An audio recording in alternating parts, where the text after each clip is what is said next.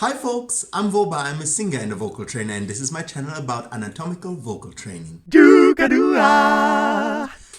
I want to give you a few examples how to differentiate between aliquote division, clipping off your vocal cords, and no aliquote division, just pulling the vocal cords longer when you go higher. Now, the first and foremost indication that you're actually pulling your vocal cords instead of clipping them off is your capability to crescendo and decrescendo, meaning your capability of going from very quiet to very loud to very quiet. Again, for example, like this.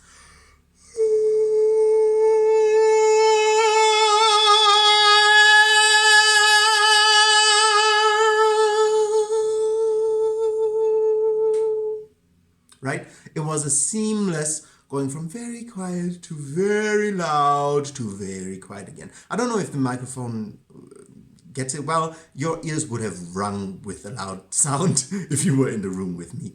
That is the first indication that you really use the stretch of your vocal cords. Because if you would clip off a part of your vocal cords and you would try to go from quiet to loud, you would have to release the clip.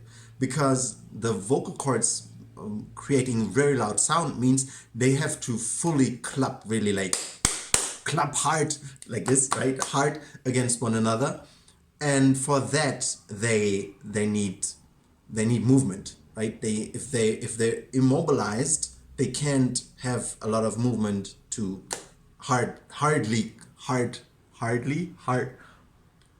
in a hard manner, to clap against one another in a hard manner, right? So in order to produce a loud sound, you would have to release them first, and then you could produce the loud sound. And that's why so many people have this clip between their chest voice and their head voice. That is not, because many people have the definition head voice up, chest voice down. That's not my definition. I will tell you my definition in a later video. But because they don't understand that this clipping of the vocal cords is the actual problem, that they face. Because if you clip it off, you can only go up to a certain loudness, but not the full loudness that you can actually reach with the capability of your voice, of the full vocal pull and the full vocal cords vibrating and not just parts of it. Number one.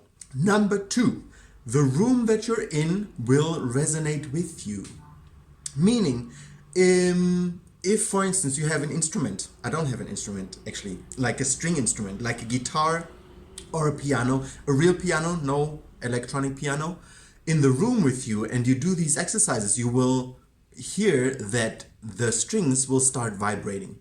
I don't have a piano, but I have this. This is a sufuria, okay? We do washing actually. We use it for washing. But this thing on this note, well, if I just play it like this, nothing happens, right? But if I go,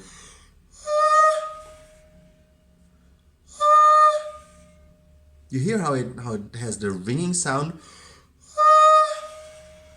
And even if I go,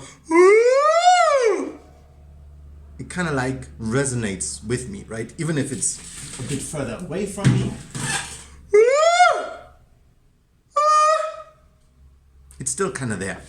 And with like real instruments, with a guitar or with a piano in the room, you will really hear the difference because if you clip off your vocal cords, it won't happen. It won't have this resonating effect. It will just be your voice. It won't resonate with the things and the things around you in the room. So that's number two, a very good sign to know if you're clipping off or not clipping off your vocal cords. The room, the space around you will start to vibrate and interact with you, with your resonance that you give to it. The third sign that you're clipping off or not clipping off your vocal cords is the click in the middle of your voice, right? When you go, there's no break in my voice. Even if I go,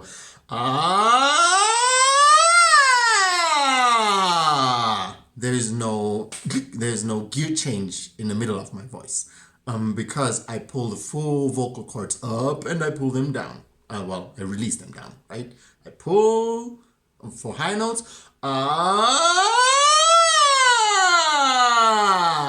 and it's a gradual process. I don't need to, have a click that clips together or clips off. That's what the click basically is. Clipping together or clipping off of the vocal, releasing the vocal cords. And I don't have that because I just use the vocal pull. So that's the third very important indication that you are not clipping off your vocal cords, or that you're clipping off your vocal cords. If you have that, this little, it's hard for me to produce it now because I practiced for a month and years to not produce it anymore. You know, the this clip off of your vocal cords, this break, then you know I'm clipping off my vocal cords. And the fourth indication that you are not clipping off your vocal cords, or that you're clipping off your vocal cords, that I'm going to give you today is your feeling in the throat. If you feel like the higher you sing, the tighter you go, the smaller the space gets, then it's an indication that, the tighter your throat goes, probably the more clip-offs you have on your vocal cords. If you don't feel that, if you feel,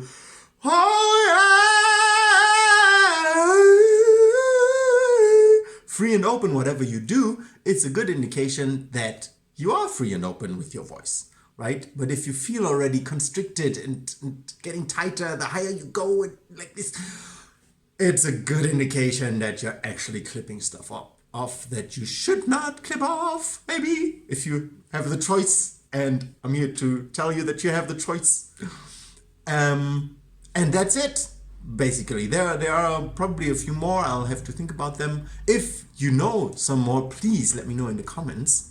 I would love to hear your opinion and your expertise and your experience of what it feels like to sing with the clipped off voice and sing with a free voice, and what kind of differences you experienced in the process that you might have gone through yourself already.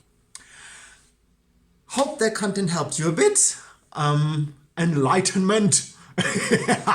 And subscribe to my channel and like my video if you like the content. And I see you next time.